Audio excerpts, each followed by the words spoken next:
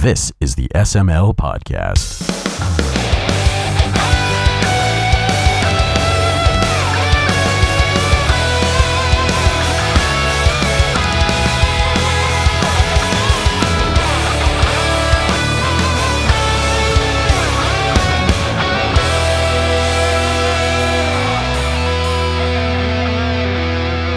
So, anyone know what time Jared usually gets home? He might be home anywhere from 7:45 to 10:45. Nice window. That's a good. Well, we'll just start with the three of us, and if he shows up, I guess we'll get him added in. Sounds Sounds like he'll show up and add it. Yeah, do what you said. Cool. Do what you said. Well, before we start, I do have a fun little story. Chris got a kick out of this. This is fucking On the great. drive up here to Chris's house, I was listening to the new Slipknot CD because you guys don't... Yes. Exactly. Because you guys don't have a CD yet. And while driving up, I wanted to turn the volume up. And just out of instinct, I said Xbox volume up to my car stereo. Tim just choked and he walked out of the room. He's choking on his Dr. Pepper. Sounds good. So what's up, everyone? He choked on a Dr. Pecker. Dr. Pecker. On that note, it's got to be on that note. What's up, everyone? This is Joe. You all right, man? I'm Chris. Tim's You all right, Tim? All right. Tim's dead. Tim's choking on jacking on a bone. Our countdown to 100 is in full swing. I'm not counting down. I'm counting up. Count how you want. I haven't learned yet because I went to school in Berwick. Apparently. So the number things to the three number things is almost at the thing. And to celebrate this week, I'm very, very excited. I've wanted as many of these guys on the show as possible before, but we have the OneUps on the show, or 75% of them right now. Well, actually only 50% because I think one's dying. No, I'm back. Oh, okay, he's good. We heard his voice at the beginning. That counted. That's true. So, I had a moment. So I guess I will let you guys introduce yourselves, who you are and what you do. We will start. Why not? We'll start with you, Tim. Celebrate the fact that you're alive. Okay. My name's Tim. I play melody guitar or lead guitar and some rhythm guitar every once in a while on the OneUps. And I've been in the band since 2004. So 10 years. Happy anniversary. Thank you. How about the gentleman sitting by your side? Holding hands. My name is William. I play in the OneUps. Cool.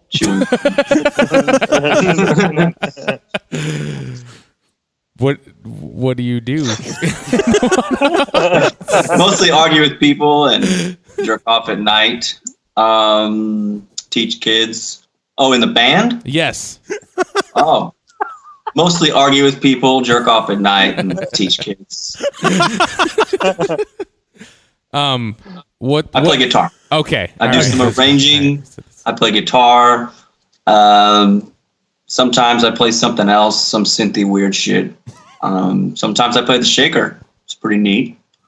A lot of shaking going on. Whole lot of shaking going on. Is it like an egg shaker or like the ones that look like tubes? All kinds. Yeah. Sometimes they're eggs. Sometimes they're cylinders. Sometimes do you do? Sometimes they're egg cylinders. like maracas. Yeah, I'll do a maraca here and there. Yeah. It's cool. Time to pick one up. Add it to the Mostly repertoire. guitar. That's good. That's good. Don't hit the maraca off the guitar. No, you don't want to break it. No. It's from Mexico. Yeah. Maracas are fragile. Really? Yeah. It's pronounced fragile. Fragile. Fragile. Fragile. I always kind of figured that they were kind of sturdy. No, God, no. What are you going to make them out of, Anyways, like cast iron? Like, Why not? So, William, how long have you been with the band? I was one of the founding members. I guess that would be around the year 2000. In the year 2000. I beat you guys to it. yes. Yeah, so I guess 14 years, going on 15. Very nice. Mr. Matthew, how about yourself? My name is Matthew, and I play bass and auxiliary percussion when they let me, which I think so far is one song. I was the clave master on the Big Bossa Nova. Ooh. And I was initially in the OneUps from 2002 to 2004, and then I left and kind of participated halfway whenever possible over the next like 7-8 years. And then I moved back to town, and they were like, hey, we need a bass player, because Mustin went off and did his own thing. And I was like, hey, I'm available. So now I'm back in the band for the past year and a half or so, 2 years. I don't know what available bass players are like. They're rare. I know. Yeah. They're just it doesn't happen often. So you've got a collective decent amount of years. I don't know. Do you have an official count? Not really, because I think I've been on every album except. Wait, no. Okay, I was on Volume 1, and I played on Rainbow Road on Mario Kart. I didn't do anything on the intergalactic stuff. How about Volume 2? Were you on Volume 2? I don't think so. It's just about everything. Ouch. So he was on everything but most of them. Oh, okay. All right. He was, Yeah. No. I was only on a little bit. I think I was like 5 or 6 tracks on Volume 1, and then Rainbow Road. 5 of the best tracks. So you were Yeah. you're like the Yoko Ono of the OneUps.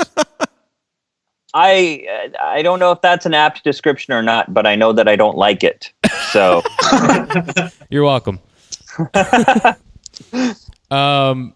Cool. So thank you for introducing yourselves. Go home. Nice. That's a Play great the call. fucking album and let's go home. Yeah. There we go. I'm very happy to be here. I'm very thankful to you guys, to Chris and to Joe. We all are. Well, that's cool. I'm glad I'm glad we got most of you guys on, and hopefully the last one later. at some point. Fingers coming. crossed. He's coming. oh, drummers. All Chris? too well. Chris, do you want to address that? Drummers are assholes, actually. I'm assuming you're a drummer because you're playing the drums in your little picture. I am, It's a cute little Really? picture. unfortunately. I don't want to drum. But I have to. How many surgeries have you had from drumming so far? Technically 2. I might be on board for my 3rd soon. On your wrist? No, both shoulders and now possibly my right knee. You should quit. That's crazy. I can't because it's the only thing I'm good at. You should play the shaker. I have maracas actually on the last album. Good. Good. A little easier on your shoulder. Yeah, only a little bit. Hey, you can be an honorary one-up and play the Shakers next time they play. I do have Like rhythm. MagFest. I do have rhythm. Speaking of, are you guys going to be at MagFest this year? Well, we got some things cooking. So that's classified. That's a vague non-confirmation. You're not allowed to talk about this stuff. So Till the people to the powers at be talk about this stuff. So It's like Fight Club. yes and no. There you go. Yes, they'll be there physically, but not metaphysically. You never know. More like no, yes, Oh, okay. All right. maybe. That makes sense. So, No, so yes, it's a maybe. hard maybe. Joe likes it hard. Yeah. Yes, I do. Maybe hard. Or as Anthony would say, our former sex player, yeah, nah. Yeah, no. Yeah, nah. Yeah, nah. No, yeah. Love you, Anthony. You trying to nah? Nah. No. Oh, hell no. Yeah. Anthony's the best. How is he? What? What did she say? No, our system actually won't pick any of that shit up. So Oh, that's too bad. I know. Because Yeah. I know. I'm sure it had something Okay. to do with like eardrops or something. Yeah. The looks we're getting. and no one knows like what the Anthony's hell we're doing talking really about. well. That's good. Okay. That's good to know. My fiance and my cousin are hanging out on the couch, so you may hear them. Maybe. Okay. Yeah, That's cool. our sound to you guys will pick it up, but we won't hear any of it. Yeah, you won't hear anything on the recording. Yeah. So Okay. they're just phantom voices. They're in your head, actually. Yeah, Anthony came in You broke up there. saying Anthony came in and did a track on the new album. He's on the DuckTales piece, the Transylvania. And, Nice. Yeah, sounds and like the hardest working duck in show business, the title we came up with. And he came in and knocked it out pretty quickly. He came up with some cool stuff for it, which was helpful because it really added a lot to the arrangement that it needed, I think. It's just good to see him again. Yeah, he's always a fun guy to listen to and talk to, and his sexy saxophone music's. That's what he does. Have I met him? No. No. Okay. I've met him. What? He's tall, dark skinned, and he plays the saxophone. It sounds like the kind of guy I want to meet. Actually. Yeah, it's the kind of guy we all want to meet. Yeah. And be. Yeah. Yeah. Yeah. Yeah. Oh, no. He's a really nice guy. Super smart. That's good. Cute. He's good at everything he adorable. does, except for Smash dancing. Brothers. Smash Brothers. he's awful at Smash Brothers. And he's weird about dancing. Dude, I can't wait. I can't wait to play a bunch of Smash at fucking MagFest now. Because it's literally just everybody's just going to be walking around like Smash, Smash, Smash, Smash, So Smash. is the 3DS one out? Oh yeah. Yep, it's out. Oh, it's out. When is the Wii U one come out? About a month? November. I should really know this. It's less than a month actually. Roughly. Is it bad? I never played a lot of the GameCube Smash, but I played an unhealthy amount of the 64 Smash. This is actually the first Smash Brothers that I'm really dumping a lot of time into, and I'm liking it a lot. Yeah, it's pretty great actually. I dig it. I think the 21st is when the Wii U version comes out. I think it's literally a month away. Probably. I think. Yeah. I Did they had a keep friend. the Smash the Targets mode. Yeah, it's in there. Okay, I love those. There's a bunch of My stuff in there. There's that. There's the home run thing. There's this trophy rush mode where you essentially like just smash a bunch of blocks and it'll unlock trophies for you, but you have to wager like the coins that you collect from other game modes. You've got the classic mode. You've got Smash Run, which is a new thing, which is kind of cool. The fuck else? You've got like the multi-man Smash, Street Pass stuff, the Street Pass online. Smashes. Yeah, it's there's a lot. There's a lot of stuff. And apparently the Wii U version is only going to be bigger and better. There's like talk of a board game mode being in that one. What? Get the fuck Yeah. out. That'd be awesome. So did like one like obsessive like OCD Asian guy make the whole game by himself? Probably. I wouldn't Because doubt it. I think I've seen interviews like the guy that made Smash like hates everybody that plays it because they're so picky and mean and judgmental, and he's like fuck all of you, I'm gonna make this game whether you like it or not, and you can suck my dick. That's the kind of attitude that I like to see in gaming. I think it's just he hates entitled assholes. So Well, he's so people- injured himself and losing sleep, and he's got carpal tunnel now from working on it. But I remember reading it, and it was pretty ridiculous. So I think it's like one dude doing most of it, just obsessively. I can't think of his name. Japanese slave labor is real. Voluntary slave labor. Oh, my work's so good. Sorry. Sorry, I'm not sorry. But yeah, that's probably how it went. It's something along the lines of that. I'll make greatest video game ever. So somewhat back on topic, you mentioned the new album.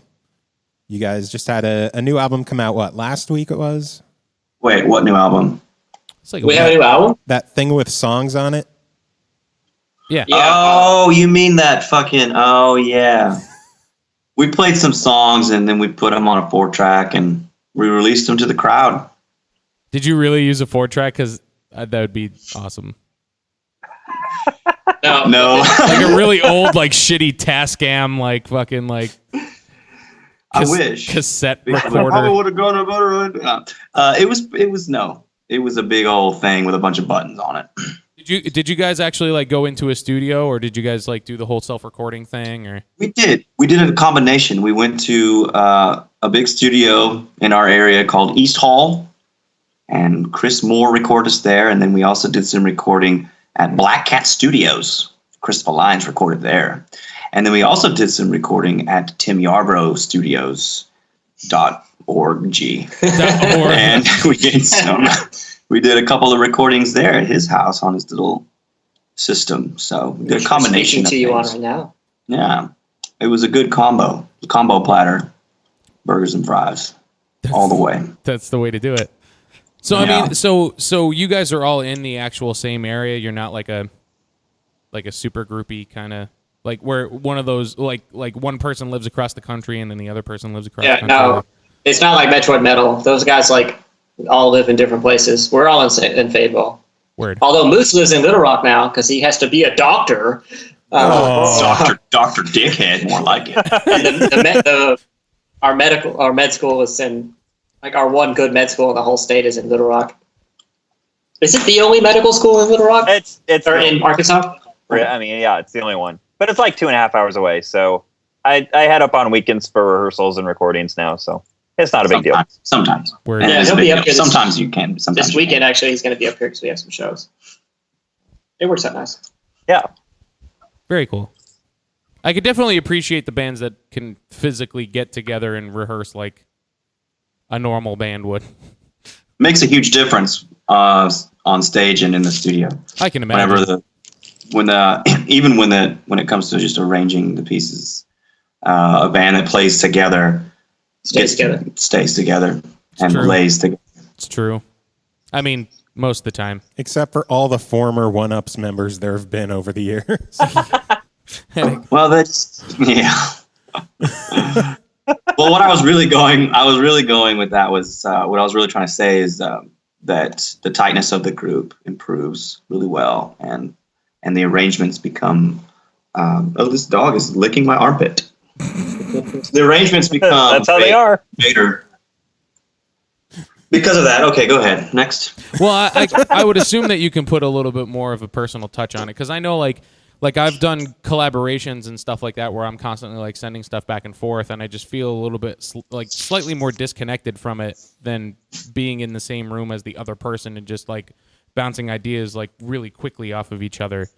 So. Oh yeah, some of the best ideas are from bouncing things off, just playing along with something, and then after like 10 minutes of quote unquote jamming, there might be something that's useful that you can use in an arrangement that's like very cool that you wouldn't have come up with otherwise if you were living very far away and couldn't jam with that person. Yeah, I feel like the best ideas that really kind of come out in music are really the ones that are just the ones that you just kind of stumble upon and you're like, oh shit, that's kind of cool. Let's try and mess with that a little bit, you know?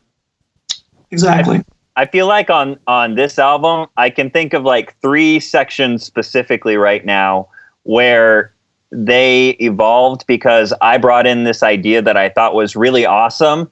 And then William, we played with it for 10, 15 minutes and William was like, yeah, let's try this. And it basically like ended up that my idea really sucked. But if we hadn't done that, we wouldn't have gotten this really awesome section.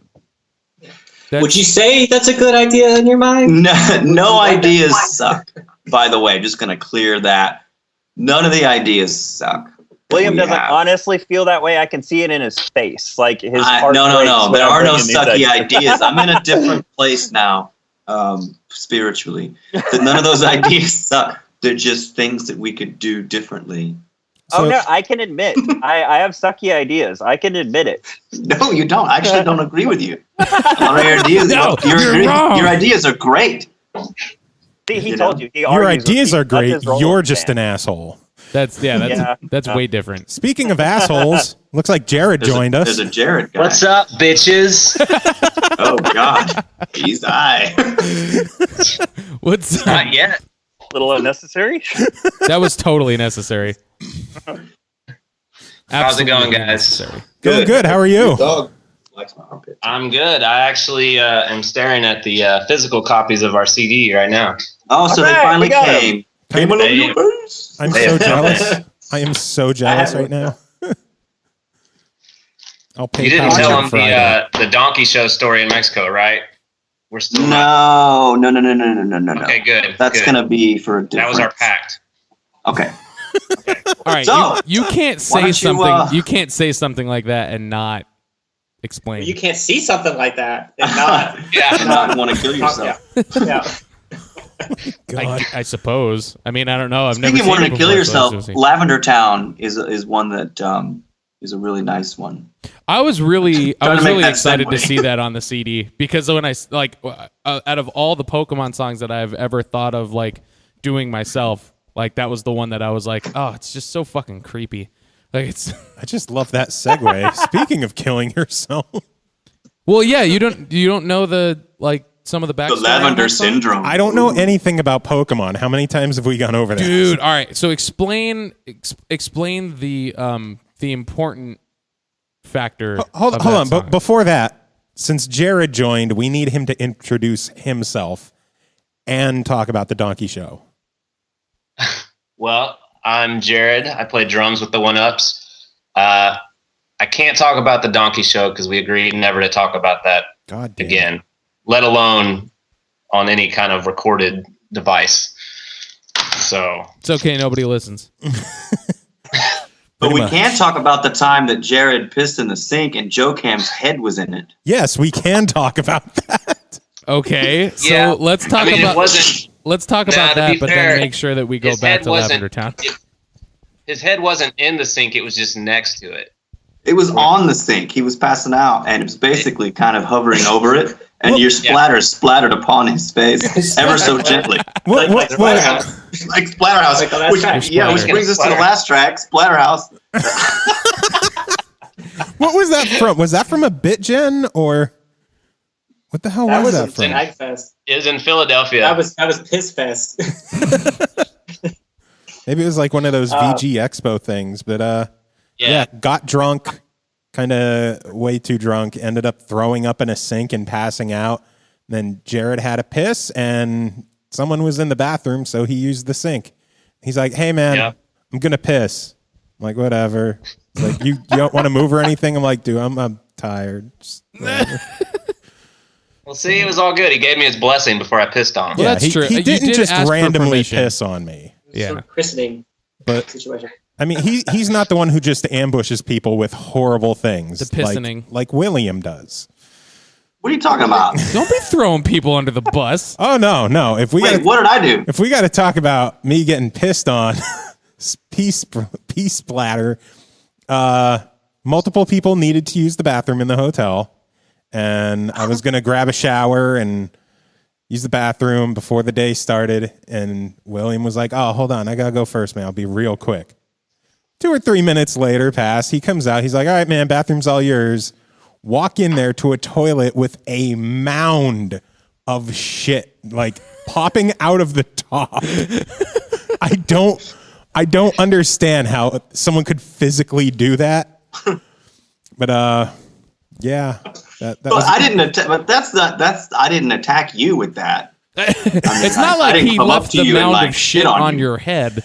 no, but you left Yeah, that I mean, for me. it was in the toilet. It was a present. I mean, there was some splattered against the back, but I thought you might find it funny. it was hilarious. Since you were actually. next. Well, You see, know. there you go. You're laughing about it. So, mission accomplished. I'm laughing about both of them. Well, there you go. So now that we got that out of the way, I really want Joe to hear Lavender the Town. explanation Let's of hear it. Lavender Town because, like, I actually really dig this. Okay, Matthew, I'll take that it. would be take that one. So that's actually the original reason I wanted to bring it in for this like Halloween themed album. Because I mean, none of us, I don't think, played Pokemon. I was slightly beyond that, I think, when it was really popular age-wise. Even though I know Pokemon is awesome, like I understand that. So apparently, the Lavender Town syndrome or Lavender Tone. There's this urban legend that the high frequencies in the music that happened in the Game Boy caused little kids to go crazy because their ears could hear those high frequencies, and it caused like depression and anxiety. And there were like a lot of kids that like committed suicide over it. And none of it's true, but it's a really weird, creepy story. And also Lavender Town, I think, is the location of like the Pokemon graveyard. And so there's like ghosts of Pokemon around there too. So it's a good thematic song to put on this album. Yeah. Nice. I mean, that's the skinny of it, basically. That's the TLDR.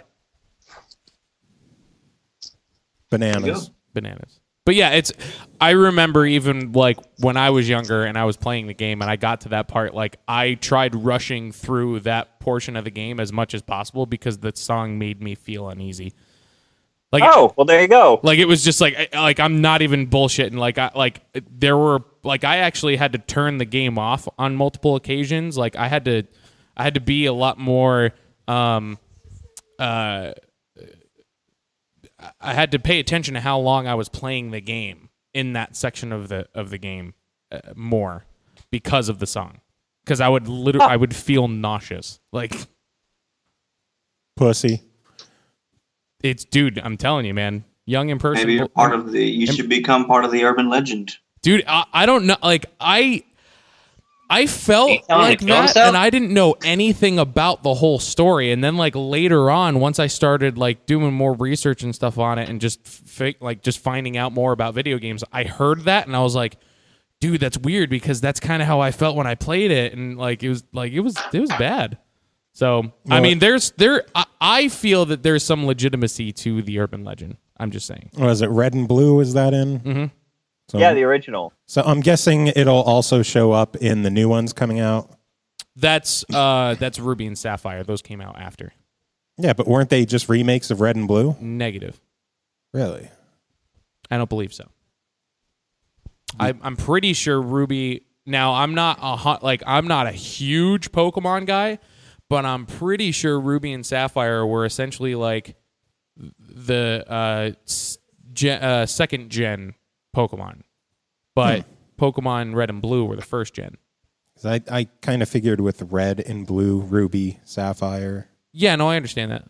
I kind of figured the same way too, but I could be wrong. I honestly don't. I don't know enough about Pokemon. Your face is wrong. A lot of the times, yeah. So since we're talking about creepy songs, why don't you tell us about the album in general, which is pretty much all creepy songs? Yeah, I guess I can take that.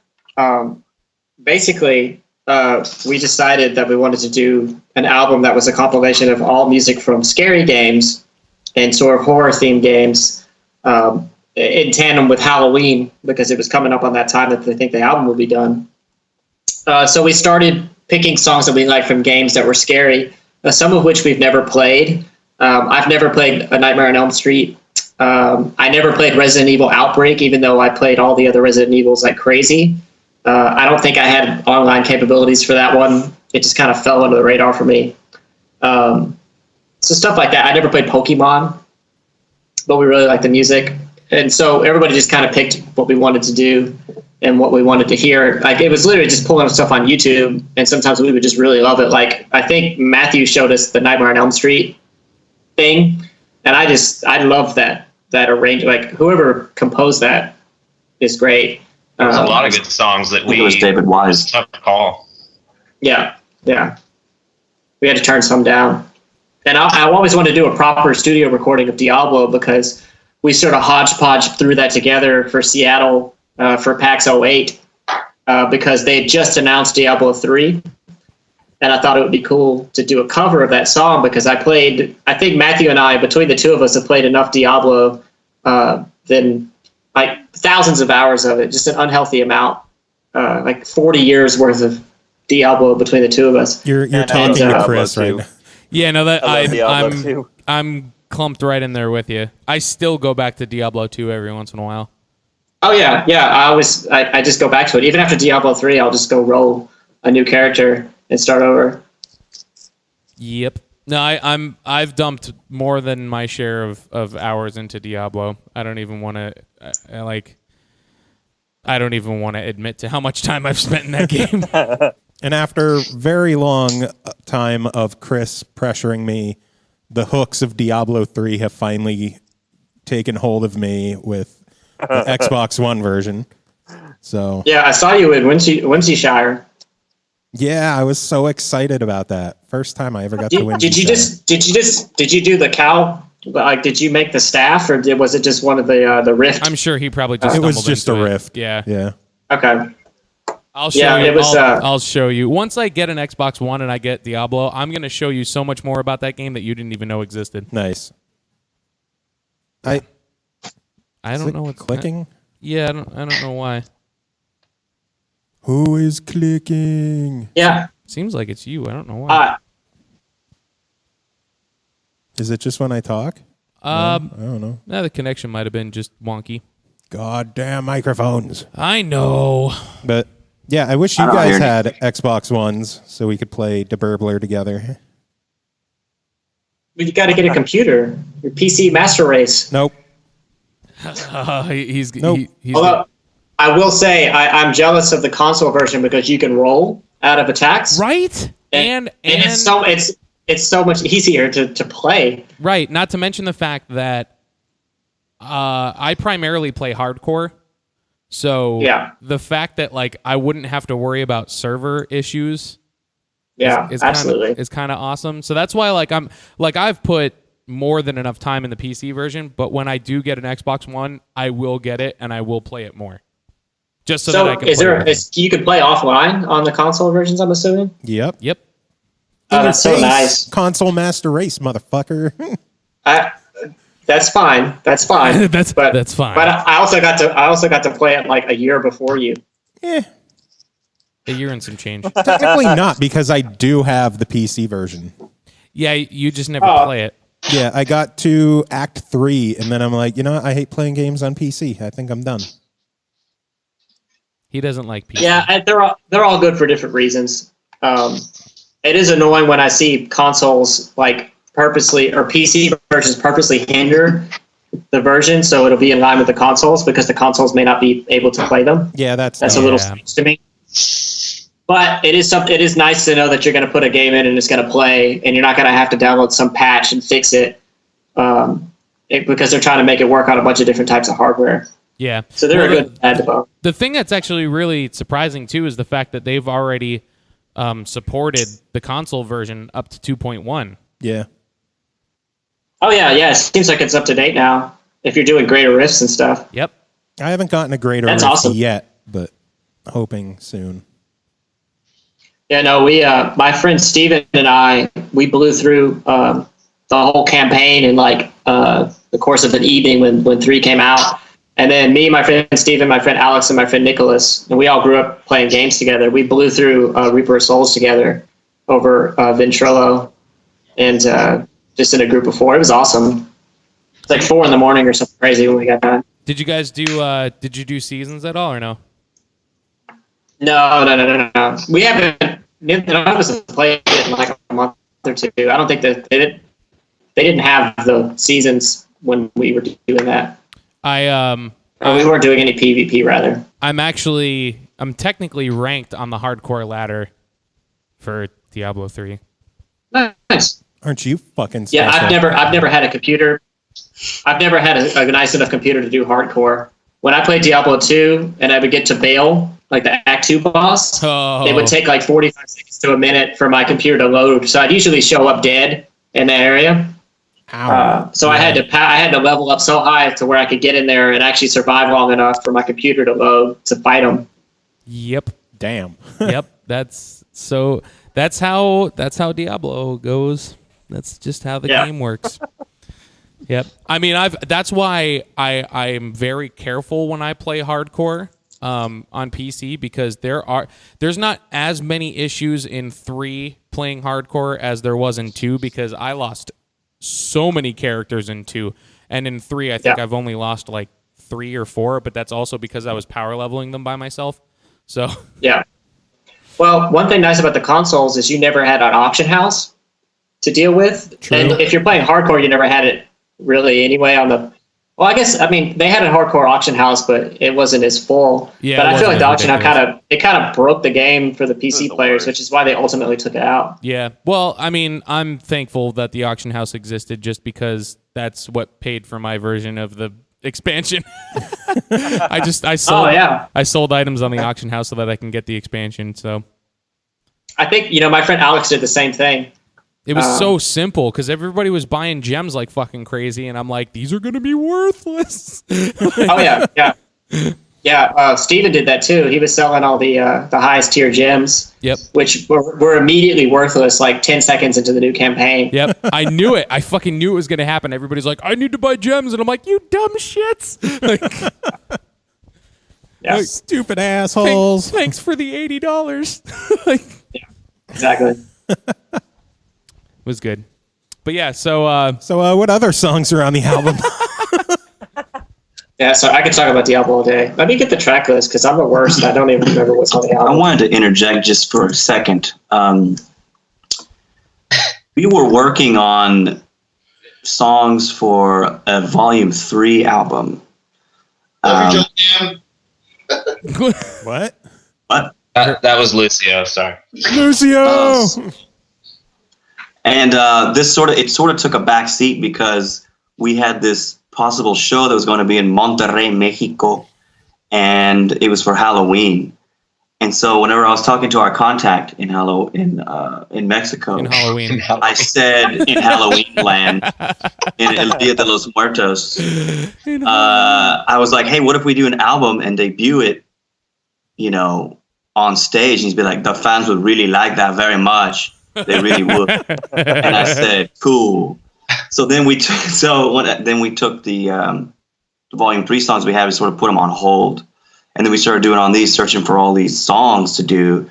And we were having a hard time coming up with 13 at one point. I remember we had just a few left, and we're like, we should do 13 because 13 is a lucky, scary number. And we're like, well, we still got Diablo. Going back to there. It's like, oh yeah, we never have a sweet recording of that. So we did that and a few other ones. So, yes, I just wanted to let you know. Are you still doing the show in Mexico? No, it fell through. So we ended up, we're like, you know what? We're like, let's just go ahead and do this album anyway, because there's a lot of good shit. Yeah, like a blessing in disguise. There you go. Yes. We were going to do it. And, but then we ended up going a different route because it was all going to be like very simple, very simple arrangements.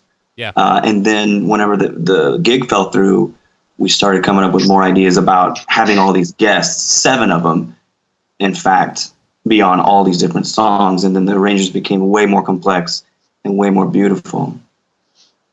So there you go. So who all guested on the album? A lot of people.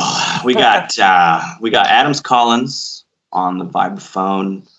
Anthony Lofton plays the tenor sax. Nathan McLeod plays tenor sax and soprano sax on a couple tracks. We got Fernando Valencia from Colombia, who plays the congas, the bongos, and all kinds of goodies, shakers and a triangle.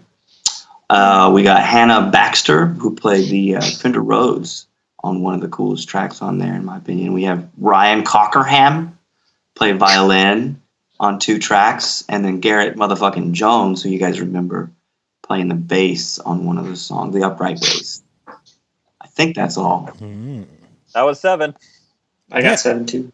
I was wondering who the violin was on Diablo. I wasn't sure if that was someone new or if Greg came back for that.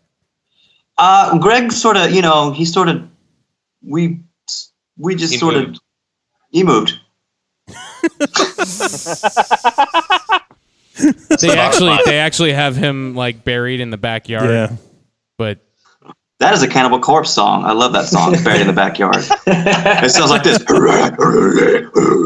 That's actually really...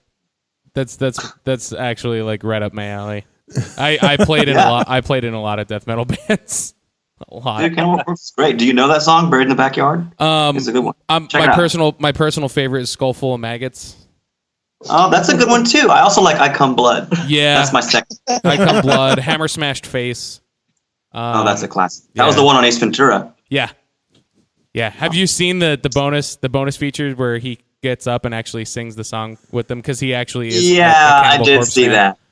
Yeah, it was Wow, funny. is he? Good for Jim. Yeah, I think he's the reason they're in the movie. Yeah, he was the one that casted them. Oh my lord! It's like you The guys more gotta get you these know. guys. Yeah, you didn't know that? No. Oh, dude, it's fucking awesome. Yeah. Jesus. Yeah, Jim Carrey's a Cannibal Corpse fan.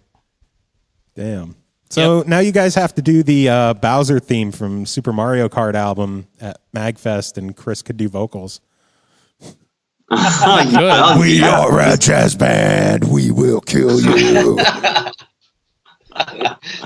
I was a death metal vocalist for 2 different bands. So, How can you That's still pretty talk? sweet. yep. Well, you were asking Tim about the other songs on the album, so I didn't mean to interrupt. Yeah. No, that's fine. Or if any I of can you just- guys picked any particular songs yourself, feel free to chime in. This doesn't have to be the Tim show. Tim's ego. Oh, well, I'll just, yeah, Whoa. Tim time. Hey now, jeez. Anytime. Timmy Tim. I'll go over the ones I specifically remember wanting to really do. I really wanted to do something from Symphony of the Night because that game's the shit. It's my favorite fucking game ever. True. It's like when Shawshank Redemption comes on and you just have to watch it. Like I have once a month, I just have to play through Symphony of the Night. So I really love Marble Gallery, which plays in the gallery that's marble. I'm shocked. The best way to describe it. And so we did this full-blown arrangement. There's like 1 billion people playing on it. That's the one where we have the girl playing the Fender Rhodes, which is really awesome. And then I really liked A Nightmare's Beginning from Final Fantasy VII. It was one of the first things I ever learned on the guitar when I was starting to learn, like when I found out what video game music was. So we ended up doing like a kind of a cool, like Bill Evans jazz version of it that's mended with Someday My Prince Will Come. And I'm not really sure. I wanted to do Diablo because we had put that arrangement together a while back. And I think I vouched for Silent Hill as well because I kind of worked out a version for a separate Halloween album with some friends. But I think that's mainly the ones I picked on the top of my head. Off the top of my head? Off. Mm-hmm. On the top of your head? Cut off your head for Halloween? In my head? I don't know. The ones in your that head. In your head. Scrambled. The ones that so the ones that I felt strongly about doing was first Transylvania from DuckTales because DuckTales is an absolutely amazing soundtrack. And I was like, Transylvania is perfect.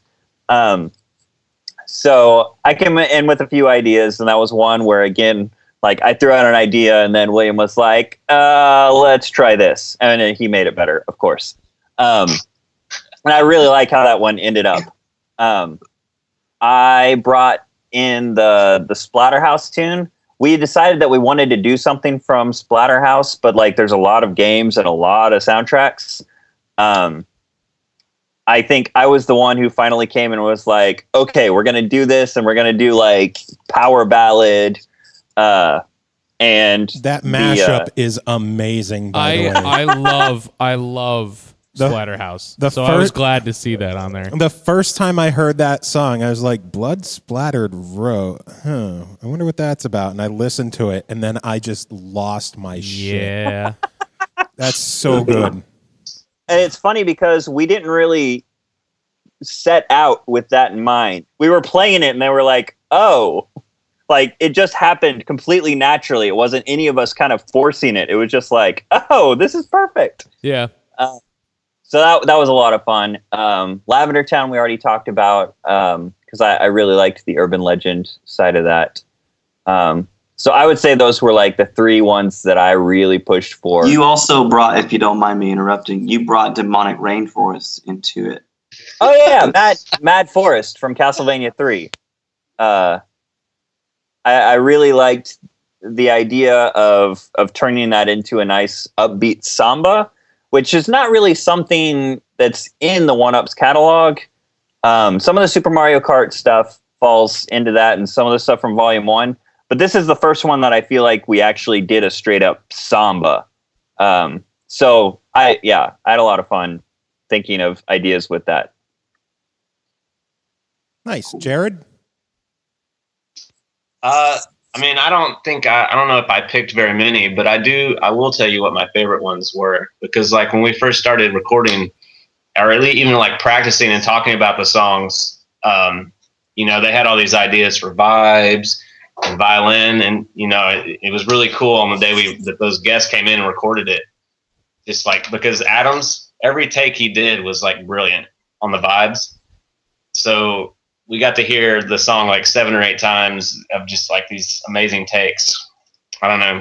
So and then like I wasn't there for Ghouls and Ghosts, but like when I heard it, it was really cool. The violin was awesome. So I think those are my favorites. And then the Resident Evil song, that was a good one too. Yeah, whenever we recorded Resident Evil, when I did my part, all I had was William's guitar part. So no melody, no saxophone, no anything.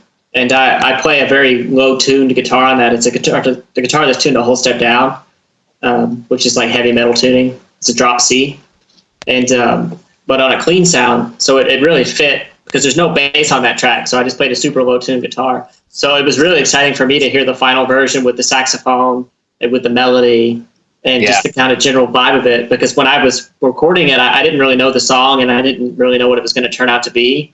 And I just wasn't feeling it. And now it's like my favorite thing on there. Yeah, that happened to me like 5 or 6 times. Let's see song. I think the highest tuned guitar that I use for any of the songs that I do is C standard. Yeah. I mean, it's a beautiful tuning. Everything sounds great. I've considered buying a baritone guitar, which is B standard. You can do them in A standard. Yeah, but doing it for jazz. I have a Schecter Blackjack, like one of the newer ones that came out like last year, roughly. Dude, it sounds fucking awesome. It's one of the lightest guitars I've actually ever owned, which kind of blows my mind. But I have that thing set up right now in drop A sharp. Oh wow. Everything just sounds nice. Like you could play a lot of open voicings, and everything's just really pretty. It kind of gives you a new perspective on the things you already play a lot. Yeah, it's really. I love that fucking thing. It's great. I think like brand new they go for like 6 or 7, but it plays like, oh god, it plays really really well. That and the only other one that I'm thinking about picking up is Fender actually makes a blacktop telly that's a baritone. I almost bought one of those. Yeah, dude. I got to play. The guy from Stained, Mike Mushok, had an Ibanez signature model that was a baritone called the MMM1, and it was a neck through, and it was all mahogany, and it had a hardtail, and it was one of the best baritones I've ever played, and I stupidly didn't buy it at the time. His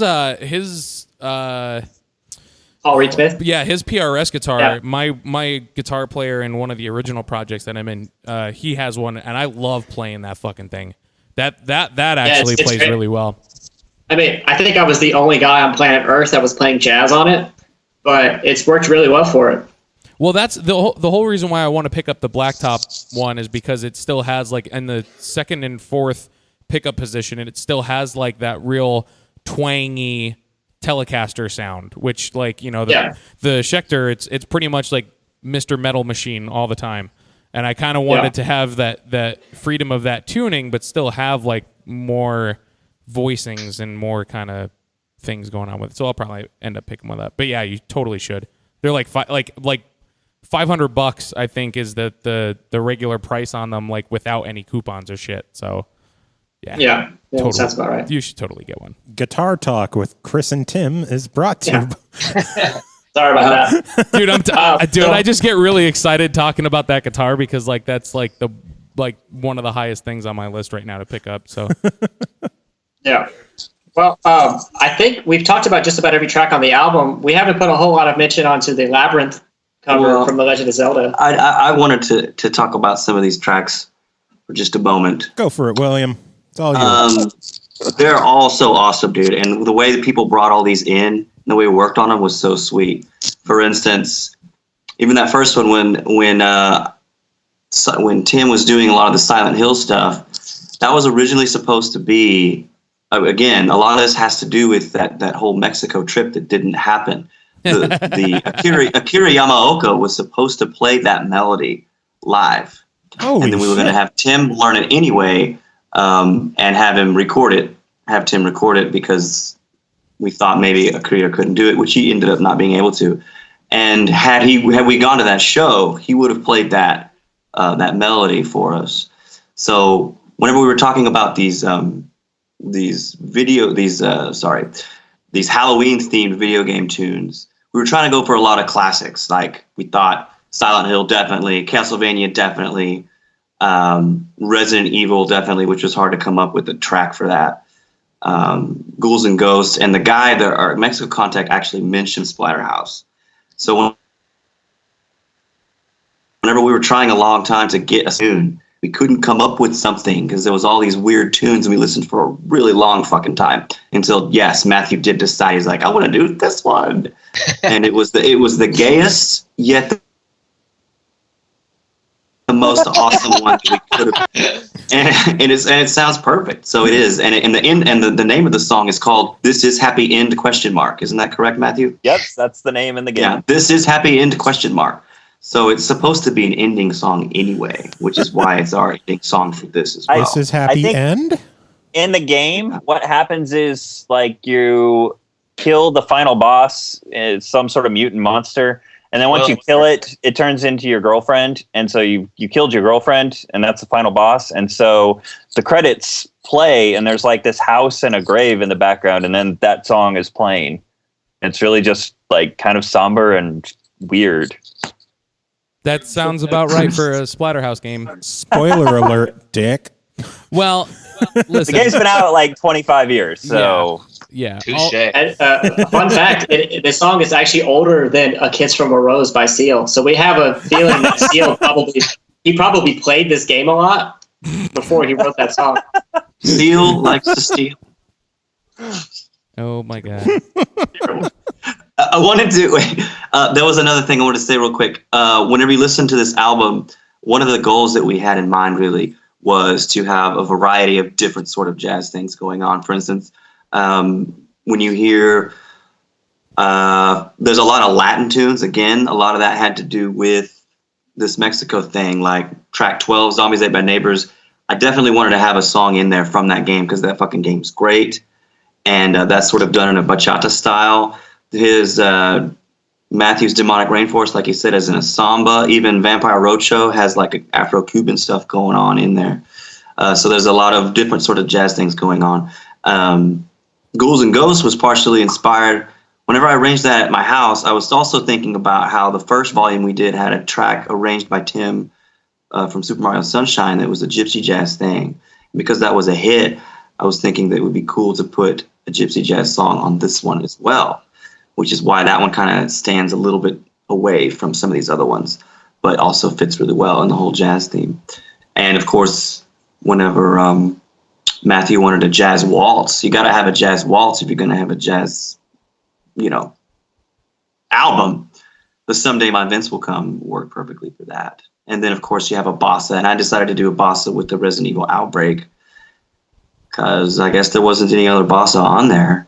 And it sounds... But you also wanted to do it in an unconventional way. This was another argument that we had because William brought us in a track that was like, this is the kind of vibe that I'm thinking. And it was just like guitar and like almost nothing. It was very, very minimalist. Cymbals, and so drums. Yeah, so I was playing at first with the normal bass part that you would hear in that song. And then we're like, okay, let's try it without it. And at first, it's like William wanted bass, and I was like, no. Let me sit out this one. And we were actually like fighting about that for a bit. And I'm really, really glad that I ended up not playing on that song. Well, and I happened to have a low-tuned guitar at the time because I was working on a heavy metal project with a friend. And so it worked out perfect because the key of the song meant I didn't have to do anything strange with the tuning, and it just worked really well. Yeah, it's really nice. And even the drums on that, if you listen to them carefully, they're just cymbals. Jared's only playing cymbals on that. And the only other percussion instrument is the shaker. Nice. So it's definitely a simplified version of a very sexy way to do an evil song. And you guys know sexy, so Right. Oh, there was one more. The ballad. I also wanted to have one ballad because I think that a jazz ballad sounds really nice, and we didn't know exactly what to do. And originally, whenever I arranged the Labyrinthos, the Zelda one, I wanted Matthew, the bass, to take the melody. And then he didn't feel like it was working, so he actually suggested Adams do it, which turned out to be the best idea for that song. So we haven't even talked about Zombies Ate My Neighbors, which is awesome. Yeah, it's another Latin-y. That's a bachata sort of thing. I love Tim's tremolo guitar on that. Yeah, Tim's guitar makes it sound like a fucking. It's like a Clint Eastwood cowboy, movie. some shit, man. It's great. Cowboy, some shit. But I actually, whenever I arranged that one, I was copying off of a Al Di Meola song called El Ritmo de la Noche, which means the rhythm of the night. This is the and rhythm of the night. The name, well, not that one, a different one. But it sounds very similar. Get you. Rhythm is gonna get you. Yep. So there you go. Video games. Hey guys, I gotta peace out. I have a band practice fixing to start, so these drums are about to get loud. But I did want to tell Tim and William, if you guys want to swing by and grab these CDs, you can, or look at them, whatever. All right, hold 2 of them for me. I'll PayPal you on Friday. Okay, deal. Because I'd rather buy them direct from you guys than from a shop that gets a cut. Alrighty. Thank you, Big Papa Joe. You know I love you guys. Well, Jared, thank you for joining us, Jared. Jared, before you leave, do you have any final words? No. I'm sorry. No. I'm sorry I pissed in your head. We're past that. We're past that. Well, we've grown. It happened again, though, so I'm going to apologize for a future. just in case he has an opportunity to piss on your head again. He's apologizing for that now. Okay, that works. Just don't fall asleep near a sink. We'll see. But it's so comfy. Well, thank you, Jared, for joining us. You're welcome. Go bang your drums, I guess. No, I'm not playing the drums, but someone else will. I'm playing keys. Well, then go bang your keys. I'm going to bang on my keys. Bang everything. Bye, guys. Mama. Bye. See you, Jared. Bye-bye.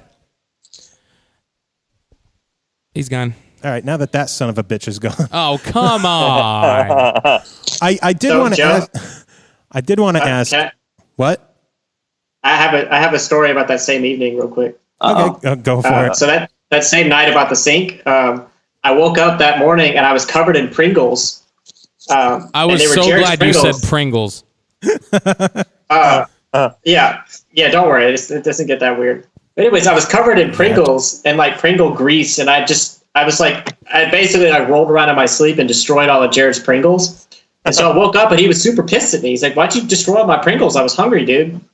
And I felt so guilty. So the whole way home and flying and traveling, I just felt like an asshole that I destroyed his Pringles. I must have done it drunkenly or something. And then we get home and he's like, "Oh, I was just fucking with you. I did that to you. You didn't touch my Pringles." So oh God. And just all that guilt and that feeling bad for nothing. And he got me. Terrible. Yeah. That's a pretty great story. I didn't hear that one before. Yeah, it's pretty shady. And I poured beer on your back that night too, while he was pissing in the sink. I remember that. I remember that because he was looking right at me. I'm sorry, like stone cold stare as he did it. That was a fun weekend. It was. I'm so upset that I didn't get involved with like MagFest and stuff earlier. So you should have met me earlier. But anyway, you guys are talking about all the different styles that are on the album, but one style that's not on the album is the style that you guys have done for the past 2 albums, the Intergalactic albums. Are you kind of done with the whole electro funk style and moving back to the OneUps roots? We're not done. This was just something that we wanted to do as well. Yeah, there's a certain silliness to the funk stuff too. Like if you look at Bootsy Collins and Parliament Funkadelic and George Clinton and stuff like that, that didn't really fit with this album, and we really noticed it when we started naming this stuff, because some of the worst puns that have ever been punned in the world were getting thrown around when we were starting to name the titles. And it just seemed ridiculous because it doesn't really fit the music. Like, this is an album that I think could really stand up with a lot of the styles that we're covering, and not seem like it's like a half-assed attempt. Yeah. You know, that samba is a samba, and if you show that to a samba person, they would smile and nod and go, okay, yeah, cool. Instead of like, this is like a weird kid version of what we do. A samba person. I'm the samba man. Yeah. I'm the samba man. Sammy Samba. Well, I will tell Samba you, de since, Amigo. like, You really weren't gonna go there? Like, I can't. It's already its own thing. well, yeah. That's the point. Well- Because he's a samba man. If we did a song from that game, we would be doing a cover of a cover, which is like some kind of weird fourth wall shit. Dude, I've seen bands do covers of covers of covers. Yeah. Oh, I'm sure. It's ridiculous. And then someone remixes it. I like to do my songs under the covers. Ooh. Giggity. Oh, bad. Okay. Giggity. Yeah, the intergalactic stuff's not done. It's just, and we had started kind of writing some intergalactic stuff again before we focused on this. But that stuff's too much fun. I mean, intergalactic redux, I can't even say it. Words. That came together really quickly. I mean, it was only 7 tracks. But I remember how much fun it was to write that, because it felt we were kind of in this weird stagnant limbo of what we were going to do as a band. Because I think it was right when Anthony left. It was just the four of us.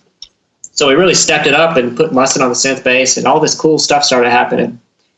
And I had to step up and do most of the melodies, if not all the melodies at that point, which made me a better musician. And it was just a lot of fun. So when Continuum came around, we really just kind of fell together perfectly. So I think if we do it again, it's going to happen, and we're not done with that sound for sure. Nice. It's just hard when you're not just a metal band or just a rock band or whatever. You know, when you play all these different styles, there are people that love the old stuff and hate the new stuff, and there's people that love the new stuff and hate the old stuff because it makes them uncomfortable to think that they're listening to jazz or whatever. Yeah. And some people just like all of it. I mean, we like all of it. It's possible to like more than one style. Joe Cam loves all of it. I do. I don't think you guys have ever done anything I don't like. It's just That's awesome. good and Maybe fun to listen to. Well, yeah, pissing on me is No, but that's not a song. secretly he liked it. it's not I had a nothing to do with secret that. at all. Yeah. He openly admits that he loved it. So- you guys are the reason why he got into water sports. Nice. You're welcome. So you guys mentioned some punny titles that you didn't think would fit. Anything come to mind that you could share? We do enjoy our puns. Ones that aren't on the album that we thought of? Yeah. Yes. Oh, well, there's one that stands out above all the rest. Go back to the set list. Okay, it was for Mad Forest. It was for track 9. Can I say this, Matt? I don't remember which one. Okay, well, I fucking do because it was amazing. Basically, there's a part. Okay, you gotta have to pay attention here. There's a part in this song that uses a chord progression from a song called Spain. Okay, and the person who wrote that song called Spain, his name is Chick Corea, and the name of the song was Mad Forest because that's the way that they named it for Castlevania. And it was at one point it was going to be called That Chick from Korea Has a Mad Forest. Or a Mad Bush. One of the two. Oh, that's great. Yeah. Yeah. That's awesome. Wait, Well, do you have all of these written down? I don't know where they all are. No, these are on some piece of paper that you wrote down. I just remember that one. Oh my lord. Tim, your job is to find that paper. And burn it immediately. no, Save it for next time we get you on. frame it and put it up as a extra special merch package. Yeah. If you buy the CD, you can also get this piece of paper with all these really terrible puns on them. Put it on I mean, Kickstarter. that's That's the best part of making an album is when we get to name everything. See, it didn't used to be that way. We used to always put which is okay, which is great. When Mustin was managing, he wanted the track titles to stay, legit, and which is cool. But then when we started doing Intergalactic Redux, it went out the fucking window. That's whenever we decided to name anything we fucking wanted to do. We would have emails, like hundreds of emails long, of us taking names and trying to figure out names for stuff and voting, and Survivor style. Like, okay, these are the 3 names we have for this song. Which one do we want? Basically, whatever made the most people laugh ended up being, as long as it wasn't too vulgar. See, the vulgar, the better. Yeah, and and sometimes I feel that way, but sometimes I don't. They have to keep me in line sometimes because I do want to be more vulgar than we are. But I think there was a Super Metroid one that went through a few names, and we finally decided on something that was everyone friendly. Yeah. But stupid stuff like Curse of the Funk, in parentheses, is "This place is dead anyway," and that was just hilarious because that's something that we all say all the time. From and it's Swingers. From Swingers. One song title. Kind of fits. The one song title I still disagree with was on one of the Intergalactic albums, the Double Dragon theme. Was it 2 Dragons, 1 Cup? Cup of Funk. One Cup Yeah, of Funk. I named that one. I thought that was the best ever. You don't like that? I still think Wubble Dragon would have been better since you have that dubstep-ish part. Oh, okay. Oh, well, that's good too. You know what, Joe? Or DUBLE. I think that your idea is way cuter than mine. I'm gonna say it's cuter, but you can't fuck with 2 dragons, 1 cup of funk. True. Yeah. And of funk. I'll be honest though, when I ripped the CD, it's called Wubble Dragon on my computer. Okay. He's taking things out of control. He's power hungry. He must. You don't stop. know me. I do what I want. You fucking rename all of them, huh? Yeah, Why don't you fucking Why don't you name just everything? say that you're in the Why don't band? you rewrite all the songs? Didn't we have one that was... well, go ahead. I was gonna say I was in the band one night. One night. I played Oh, yeah. motherfucking cowbell while wearing a William Reyes shirt. Was that Access 9 or 8 or something? One of them. Was that like Ain't No Love Like a Wanda's Love? We did... I don't even remember the names of our own songs. We did one where I think the parentheses is like, I have a feeling your whole family's going down. That was Zeus. That was the God of War. Oh, God of War, yeah. So just stupid stuff like that. Whatever makes us laugh, and we think other people are going to laugh, and that's the title. Yeah, I love that you're putting more imaginative titles with the songs now instead of like Stage 2. Well, when we do another Intergalactic, like it was hard to name some of these because we couldn't just be immediately goofy. So the next Intergalactic album is going to be the most ridiculous. I'm just going to use letters and numbers and like wingdings. I don't give a shit. People will have the worst time trying to get it to like archive properly in their iTunes. Fucking Yeah. wingdings. Oh my lord. It'd be like a fucking mailbox, an open mailbox next to a cat.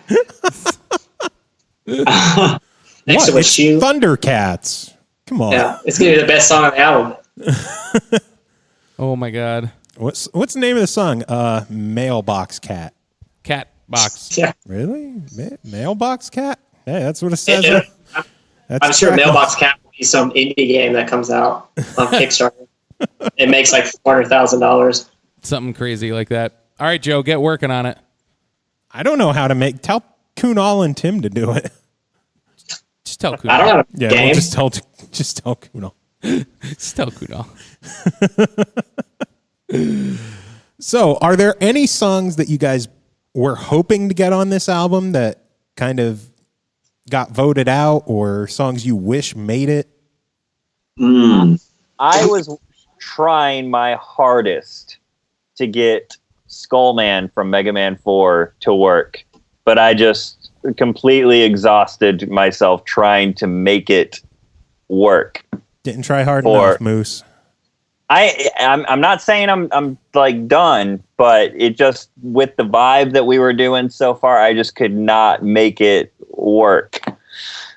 You're a quitter. Because I love Mega Man 4. I didn't even know you were doing that. It was wild. It was at the beginning. It was at the very beginning. It was right whenever he did the fucking Demonic Rainforest. Okay. Yeah, I had Mad Forest and Transylvania that day too, I think. But yeah, Skullman didn't make the cut, and that's completely my inadequacy as an arranger. We were gonna put Zozo on the album. We did a new Zozo, but it's gonna go. It'll happen later, but it just wasn't scary enough. It's like, oh, there's thieves in this town. That's super scary. It's rainy. It just didn't. So we ditched it for Diablo. That's right, we did. Because that's way scarier. And I was having a hard time. It's like, it's 4 a.m. and I haven't gone to school in a week. That's very scary. It could be. It We depends. looked for a lot of. We looked through fucking Tom. Oop. What? What's happening? Wait, what? What? Huh? William, go. Okay. What I was going to say is going to answer a little bit more of your question. We looked through a lot of games. One of them was Tome Eternal Darkness. We were really trying for that. Oh, game is We so couldn't awesome. find shit. We looked through Gremlins 2, which has some great fucking music, but for some reason it just didn't make it. A lot of great music on that game. We looked through Bram Stoker's Dracula at one point for Nintendo and for Super Nintendo. And we looked through Friday the 13th because I was what I wanted was classic shit. With Castlevania, you knew Castlevania is going to be on there, but there's a lot of these other ones that I wasn't sure of, like Legend of Zelda. That's not a scary game, and we've never recorded Labyrinth, and so Labyrinth just kind of made it because it's kind of spooky, dungeony, whatever, but fuck. Whereas the DuckTales one is named Transylvania, so, that's perfect too. But yeah, there were a lot of stuff. I was looking at Monster in My Pocket from the NES. That's right. Yes, that Which was so much fun. It was a simultaneous 2-player, like one person played Frankenstein, person played Dracula. I have great memories of it, but again, the music is kind of bleh, didn't work. I tell you what, I actually, now that I've gotten into trying to do like the whole video game remix thing, I've noticed that I've come across games where I'm like, oh, I totally want to do something from this game because I really dug the game, and then I'd listen to the music and I'm like,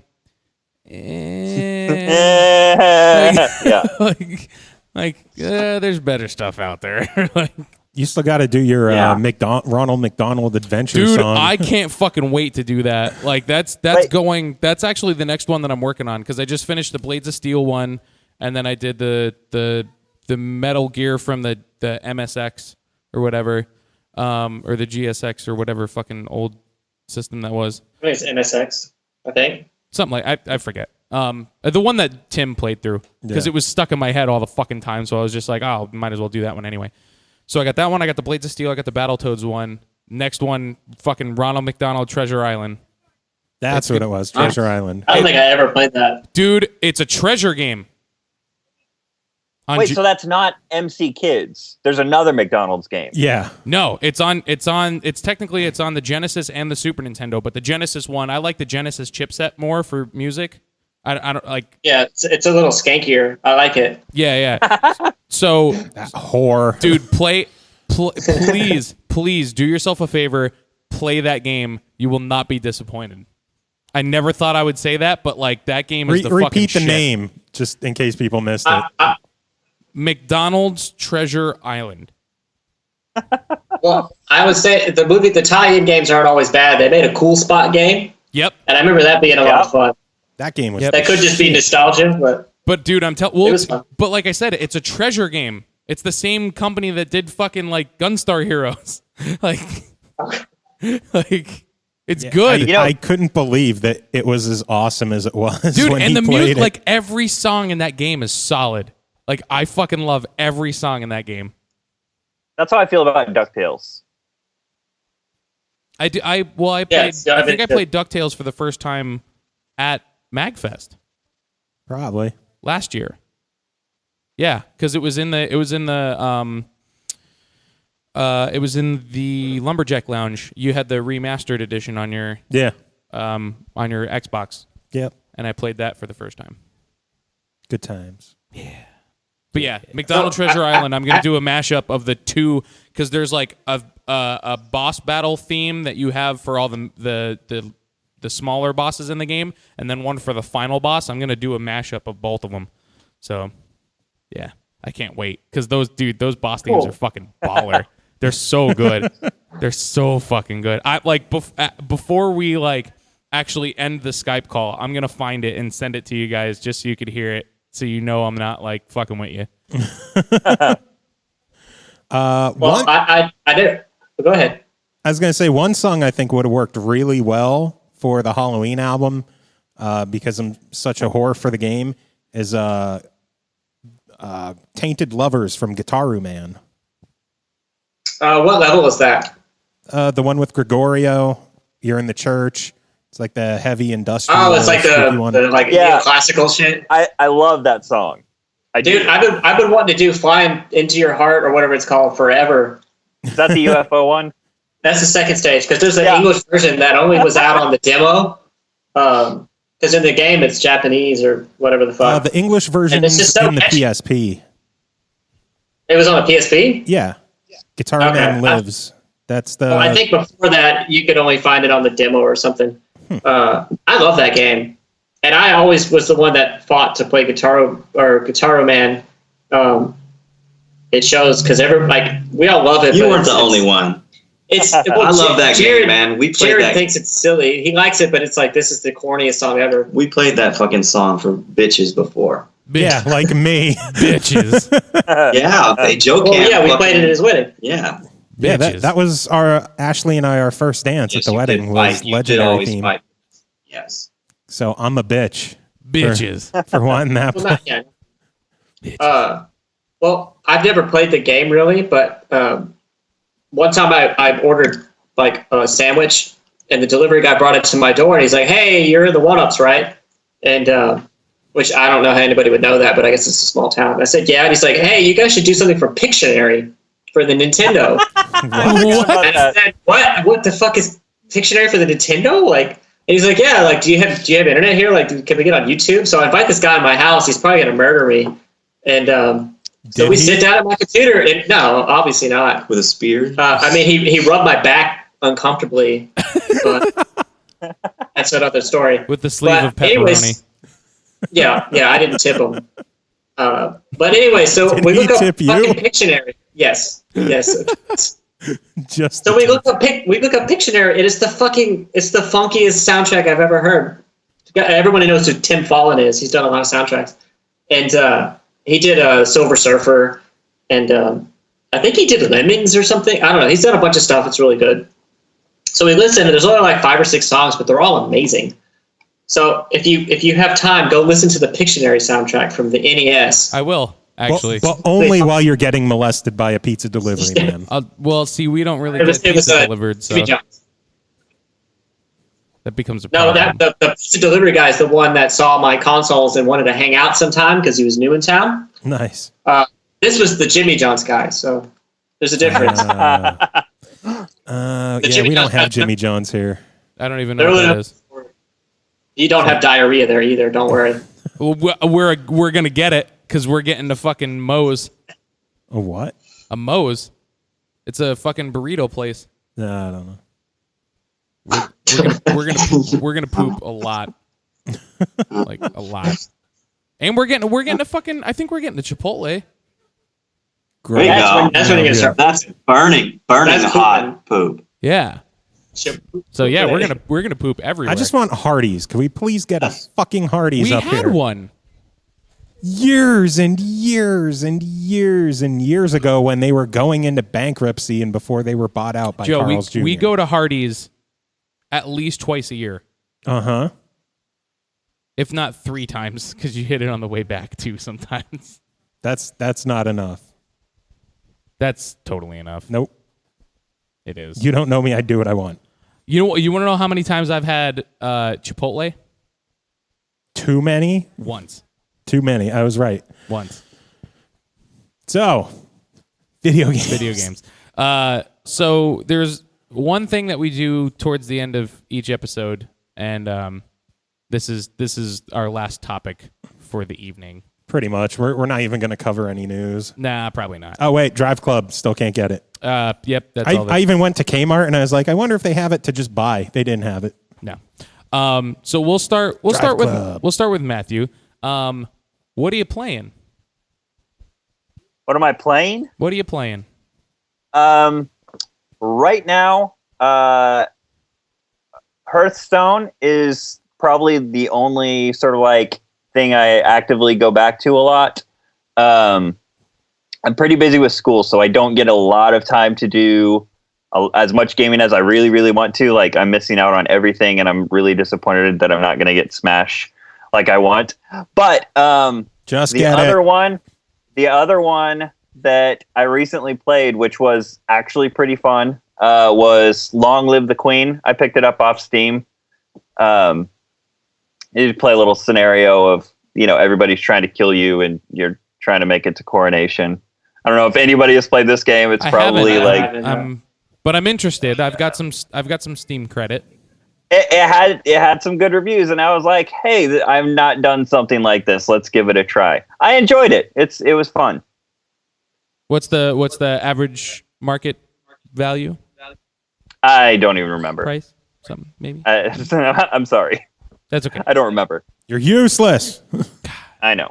God damn it, Moose. Timothy?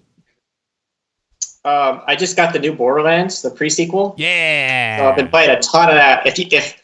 If they made a Borderlands and it was called Borderlands Sit Around and Do Nothing, I would buy it because I love Borderlands like crazy. Me too. It's like everything I want in a game. Me too. So I've been playing a lot of that, and then I've been playing Walking Dead Season 2. I'm just about wrapped up with it. Nice. And then I'm still playing Papers, Please. Dude, my brother-in-law... Pick that up? My brother-in-law tells me about this game like every time I see him. Like, what the fuck is it? You're basically an immigration agent in some fucking dystopian country, and you check people's credits to see if they can get to the country or not. And it gets exceedingly more difficult, but the story comes in because you have a family that you have to take care of, like your fucking kids and your wife and your uncle. And if you fuck up, then they take money from you. Like if you let somebody in who's not supposed to. And as the game goes on, you find out there's people trying to build a resistance against the government, and you decide to try to sort of help them or not. And it's just really hard to explain, but it's just fun. It reminds me of the old Carmen Sandiego games because it's like based about information and finding errors and making sure that, because it's something as simple as someone looking like different than their picture or being born in a different country. And as they tighten security, you can only let in certain people from certain places. Or with the correct credentials. So by the end of the game, they have to have like 5 pieces of paper, and it's just fun. I don't know how else to explain it. Weird. I'll have to check it out. I know it's not that much. But I've heard. Yeah, it's probably like it's probably they probably just give it to you now. It's like $2. Yeah, I mean but I've heard so much about that game. Like he doesn't like he plays a lot of games, but he doesn't really like he sticks with one game and just plays it to fucking death. And yeah, Papers, Please. Like every time I would see him, that's all he would talk about for a solid fucking like 3 months. Like, yeah, it's great. I never had a Wii, but I recently got a Wii U, so I've been playing through Metroid Prime 3 because I never got to play it when it came out. So that's been fun. Did you get the new Mario Kart at all? Well, that's the bundle I got. So I got the new Mario Kart, and then I used the voucher you got at the time to get Wind Waker HD. Nice. That's what I wanted. Because I loved Wind Waker so much, but it just doesn't. When I plug up the GameCube to the TV, it just doesn't look as good anymore. It hasn't aged well, but the style has, but not the resolution. Right, yeah. Right. So it was very smart of them to re-release that with the higher resolution. I will get that game eventually because I never played through it at all. So I figured the best way that I can play through it is just play through it on that system because it'll look. What did you get as your free game? Pikmin.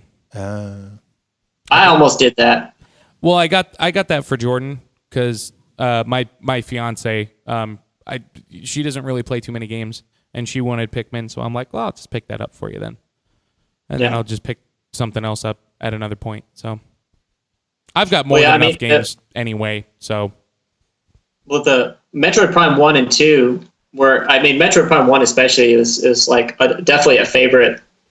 They really figured out how to take that side scroller game and put it into a 3D game and make it work. Yeah. And 2 was great. And then so I never got to play 3 until recently. And it's just so much fun. I'm not very far in it though. I think I'm like to the first boss, like the frozen ice guy. But I haven't played much past it. Nice. Frozen ice guy. Yeah, he's like I think he's one of the hunters. Like he's supposed to be on your side, but he's not. I don't know. I haven't been keeping up with it very much. I don't think I have your Wii U ID. We'll have to swap later.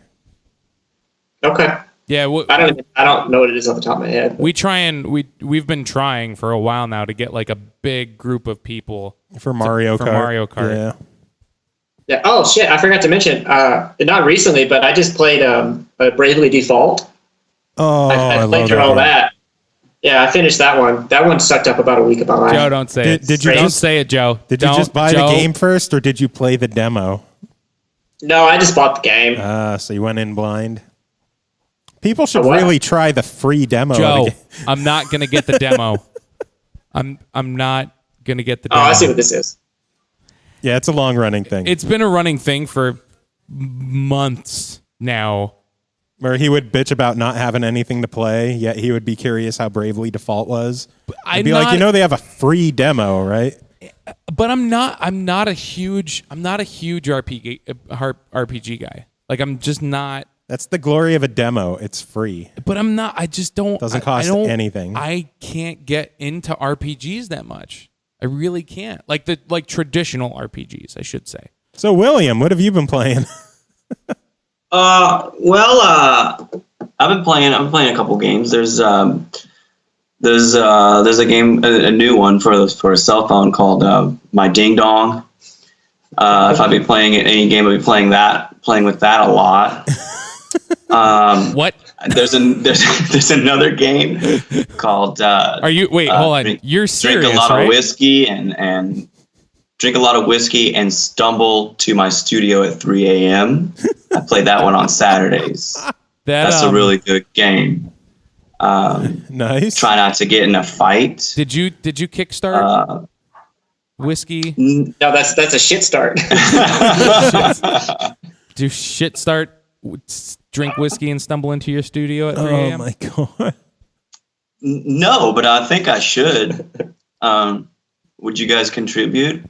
I'm going for $75,000. So,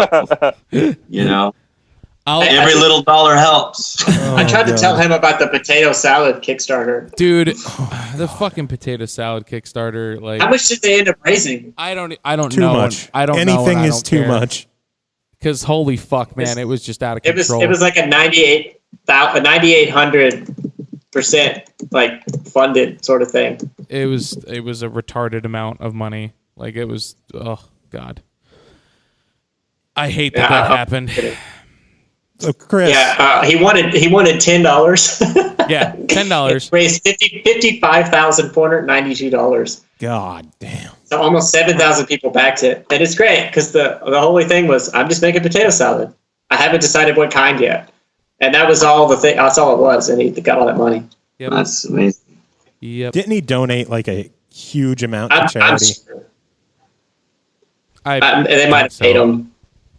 So who knows? It's possible.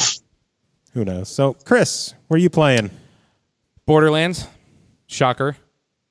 I think I'm up to like level 19 or something like that. The thing that I do in all the Borderlands games and Diablo and stuff like that is if there's any side quests, I will do all of the side quests before the mission, before any of the storyline stuff. So and then I'll do a storyline one just to progress enough so I can get more side missions and then finish all of those. So the thing that I just finished that actually took me a hell of a lot longer than I had anticipated is the one where you have to have 50 common guns and you donate them to the resistance guy. Huh. I finally fucking finished that the other day because it took me forever to do. You don't get a lot of common guns. No, you really don't. I mean, I don't.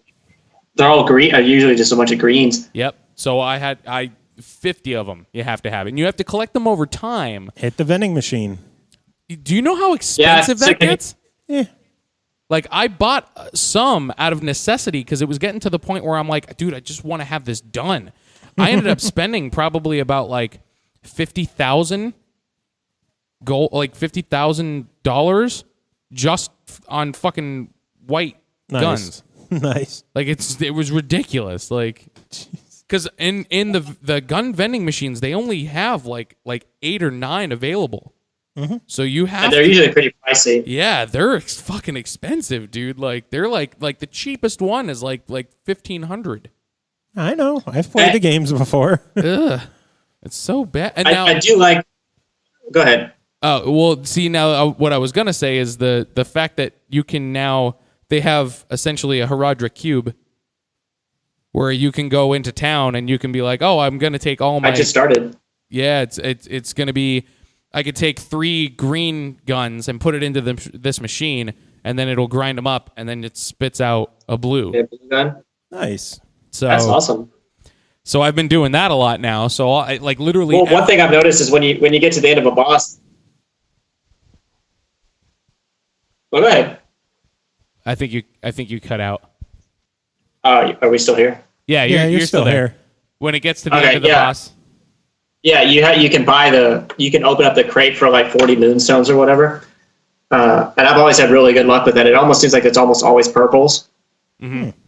Well, I've only opened a couple. I haven't really gotten terribly far into it on that front yet, because I'm pretty much just like every single time I get moonstones, because you can actually use moonstones to upgrade the like when you do use the grinder. That's what you're using. You put 3 guns in, and then it pops something else out. Mm-hmm. So yeah, I haven't even used that. So once you do that, you can actually use moonstones when you're doing the grind, and it'll upgrade the item chance. I've only done that a couple times, but I'm trying to save up all of my moonstones so I can upgrade all of my ammo types. I finally finished my backpack. So now I'm doing like all the gun types, because I'm doing I forget her name, but the like Wild West kind of chick. I'm using her because originally I was actually using Claptrap, but his power was just fucking a little too weird for me. So I'm like, I actually really want to enjoy my class as opposed to just like forcing myself to go through. I'm gonna do a playthrough of each character, but yeah.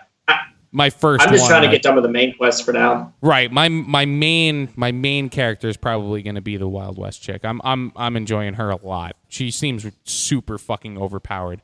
Yeah, I'm playing as Wilhelm right now.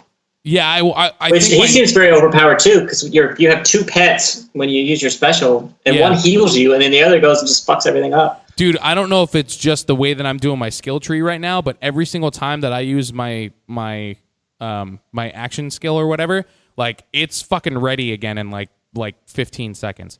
Wow. Not even. Like it's just like I think that's just every class, because I think they just want you to use it more. Because I feel like in Borderlands 2, I forget all the time. I'm like, oh shit, I can do my thing. Yeah, I'm using it like all the fucking time now. So I have like some skills that are reducing the cooldown and making it last longer and stuff like that, because that's just the kind of guy that I am.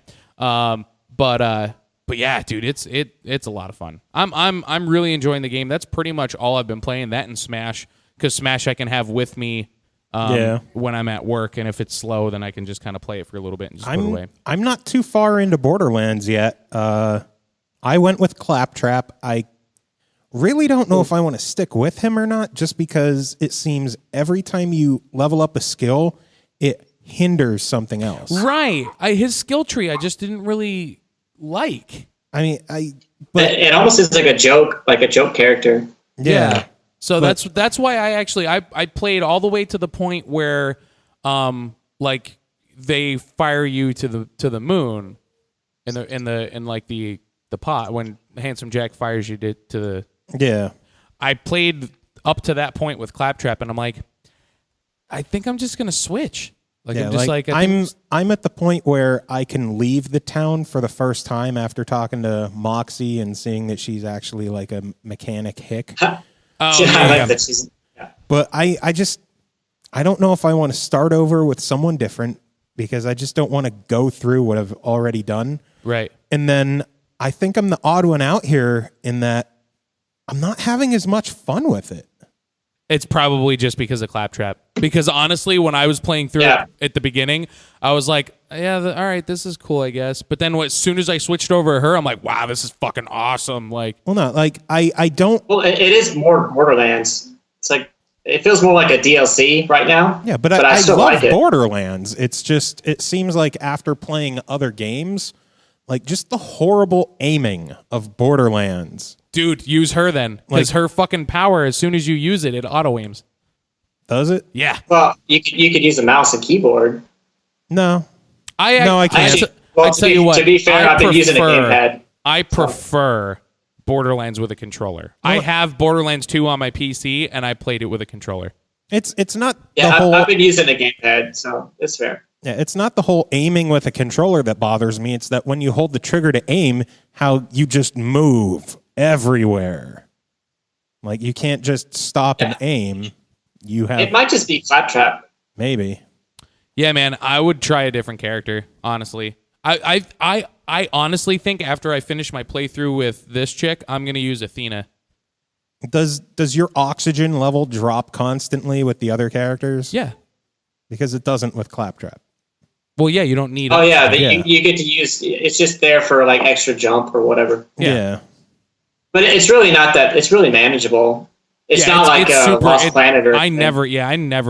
If I do run out of oxygen, there's a source of it near. So I mean, it's never to the point where I feel like I'm almost gonna die. Yeah, and I double jump everywhere because it seems like you can go faster when you're floating. Maybe. Yeah. I also don't really dig the whole gravity, like lack of gravity, because sometimes I just want to make a small hop on top of something instead of jumping 40 feet in the air and trying to land. You know how to do that. You have to fix right. You just crouch and then you slam down. Yeah. Oh, I know. But I don't But know. that's how I do it. If I want to be more specific, I just butt slam down where I need to be. Yep. I've done that off a cliff a few times, trying to make a landing. See, now I will say the zero gravity is slightly more annoying in certain aspects where like I'll get slammed down and I'll fly off the map because another enemy came over and fucking pushed me off. But I honestly like it because it makes me like you have to be more aware of what's going on as opposed to just running through and just being like fuck it and just blazing through it. Yeah, you know? maybe I'll start over with someone new and I would suggest it because I need someone to play with. Borderlands by yourself isn't nearly as fun as Borderlands with friends. well, I've got it on 360. We can play. It's just a matter of I have no idea what's happening behind me. it's probably the fruit flies. We've got 2 fruit fly traps that are going fucking crazy. So they're what? They're mating? The fruit flies the fruit flies. There's some fruit fly fucking going on. What the? Why are you watching fruit flies? Fuck. Is that like? Okay. Then we have 3 people on Skype just listening into everything. So anyway, video games. Yeah, Borderlands. That's honestly like Borderlands. That's pretty much it. What have you been playing, Joe? picked up Fantasia, having a ball with it. Between all the time I sunk into the demo, I haven't gotten too far in the actual retail game yet, but it is an absolute blast. I don't know enough about it. I'll have to check it out. Yeah, you'll have to come down and try it. Yeah. Yeah, sorry. I realized William or Matthew both haven't played Borderlands, and I'm just gabbing about it. Really? Really? I gave it a try on the original, but it didn't hook me in the first hour or so, and so I never picked it up and haven't been back to it. That is by far my two favorite IPs are Diablo and Borderlands. Like that's my shit. Yeah. Oh, you know what? I played an unhealthy amount with Starbound. Did either of you play that? No. I've heard about it. You know what it is, though? I do. Not really. Okay. It's I don't think it's technically out yet. It's like a beta thing that you get to get early or whatever. But it was really fun. Yeah, it seems So cool. it's just a Minecraft-y thing. We should just have Tim back on again so he could talk about Borderlands and Diablo forever. Well, yeah, because you do realize you're gonna be like one of my new best friends now, right? Yeah. Yes, I see that. Like that's literally like whenever I default, like I want to play a video game, like it literally goes to, do I want to play Diablo or do I want to play Borderlands? And then once in a while I'll splash in some Counter-Strike, and once in a while I'll splash in some Minecraft. Nice. Yeah. But the Minecraft is if I'm high, because I just want to just sit and chill and just relax and build shit. It's so funny that a game that mostly kids play can also be played by people that are stoned, dude, and adults. Honestly, there has been times where I've played it and I wasn't hindered, but yeah, dude, it's relaxing. It's just it's if I want to waste some time and I want to just I want to relax, like that. Minecraft is perfect for it. Oh yeah, so. When I first got it, I got it pretty early on, and I've sunk a very large amount of time into it. And it's weird now because I teach students for a living, and most of them, like I would wager that like half the kids that are under 10 have Minecraft shirts on like almost every other week when they come to lessons. That's funny, but yeah, dude, it's a good game. It really is. Like I mean, like. Just not for me. No, it's understandable. It's definitely one of those things where it's a hell of a lot more enjoyable when you have other people to play with. But at the same time, like you can get really lost in that game. Like really, like the first time I sat down, I'm like, I don't understand this. What am I gonna do?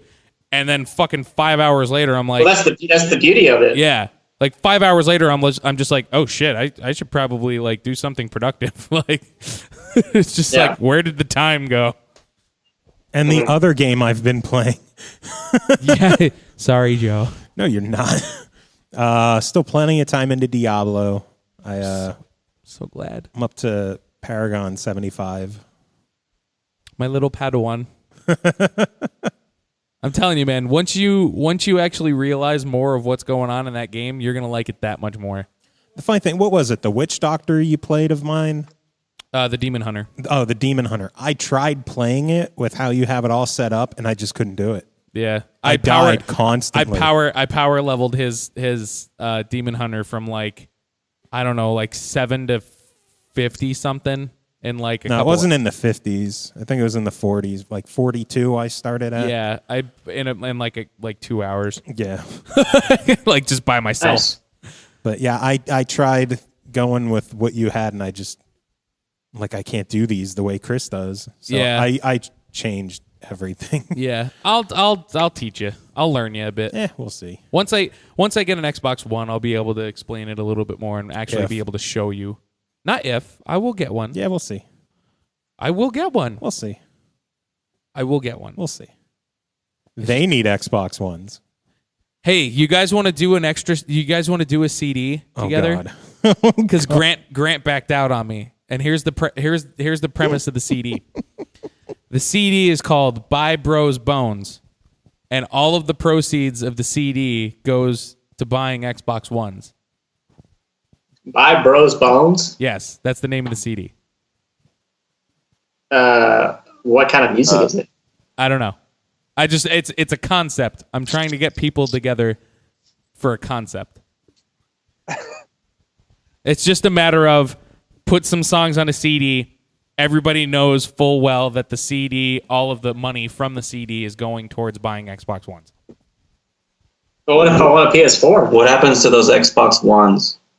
The Xbox Ones go to the respective contributors to the album. And then if there's extra money left over, it goes towards games and Xbox Live. It's an interesting concept. You might do a little Facebook thing and see who all joins up. If you're serious, if you're just fucking around, then I don't know. No, I really want an Xbox One. Okay. And I feel like that's the only way that I'm going to be able to get an Xbox One is if I do a CD and all of the money goes towards an Xbox One. But You could work. Do you smoke cigarettes or do you drink? no, Okay. not anymore. Because I was going to say right there, if you quit both of those for a week, you have an Xbox One. Wow, how much are you drinking, dude? Holy Well, shit! no, I don't do either. Really. Okay, I was gonna say. I quit smoking like almost 5 years ago, and I don't really drink that much anymore. But my point is that a lot of times, if people have that sort of thing going on, then you could save up money pretty fast when you cut them out. Oh, absolutely. No, that's why I stopped. The more you Yeah. know. The more you know. Yeah. So yeah, that's what I've been playing. I don't think I'll get any further into things I'm playing because it doesn't work. What else? Yeah, but what else are you playing? Smash, Destiny. You're playing Destiny still? Yeah, Really? yeah, dabbling here and there. I got my main to level 20. Oh, okay. And then I didn't get to play it yet, but that Legend of Korra game came out from Platinum, which I wanted to give that a go. One of these days, I'm actually going to go through that show. Oh, I don't and care about the understand show, what's but it's going made by on. Platinum. Speaking of Platinum, Bayonetta's out this week. Did you pick it up yet or no? It comes out Friday. Oh, that's right. So the day the show goes live is the day that Nintendo's weird it comes out. fucking That and release Fantasy days. Life. What?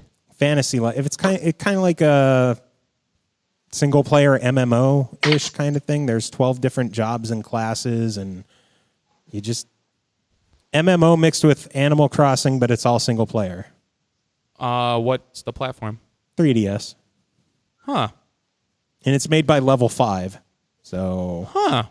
I have to look into that. yeah, I'm gonna have to look into that. I actually contemplated picking up Animal Crossing for the 3DS again, but then it made me sad because I lost all of my shit. try Fantasy Life. I might. And if you get Animal Crossing again, buy it digital so you can't trade it in and then Yeah. feel regret and hatred when you're like, Yeah. No, that's definitely a game I should have got digital. Yep. I fucked up. But anyway, anything else you guys want to talk about with the album or life or hugs and unicorns? Well, I'm going to have to go soon, but I'm going to make my goodbye now. And I would say I really appreciate you having us on here talking about the album. It means a lot. And we really are, I think I'm speaking on behalf of the band when I say we're really appreciative of everyone who contributed to it, everyone who's been excited about it, everyone who's shared a post about it, who's commented, who's fucking Facebook liked it, who's retweeted anything about it. It really means a lot. And just you guys enjoying the songs is what really matters more than anything. That means a lot to me specifically. So thanks a lot. I'm just glad that you put a new album out, so I finally had an excuse to get all you guys on the show. Episode 89, and I've wanted the OneUps on the show since day one. So I'm beyond thrilled, and I want to thank you guys for making the time to come on. Absolutely. Thank you. Yeah, thanks. So, do you guys have any final words? Yeah, and 'Cause I think we're gonna wrap this up. Music this week, obviously, is gonna be The OneUps. the one-ups. A rival. No, it's obviously gonna be a rival. Yeah, actual big special treat for all three people listening is William gave the okay that music this week is the new album. The whole thing, you're going to hear it. You're going to hear the album, and then you're going to go buy it on iTunes or Amazon or Google or Fangamer when they get the CDs in, or harass them at a concert. Yep. You could probably get it in person at MagFest. Maybe. Maybe. That's still unconfirmed. No, yes, maybe. No, yes, maybe possible. I think that's what the answer was. So It's it'd be a great idea to probably get it online. We do have some CDs now that just arrived at Fangamer. We haven't even posted about that yet. We're probably gonna do that tomorrow. If people want physical copies, they can go to fangamer.com. Well, this comes out Friday, so you'll announce it before this anyway. it's true. It's true. Oh, well, there you go. Postmarked, There you go. post dated. So yeah, play any of the songs. that you want. All of them, if you feel like it.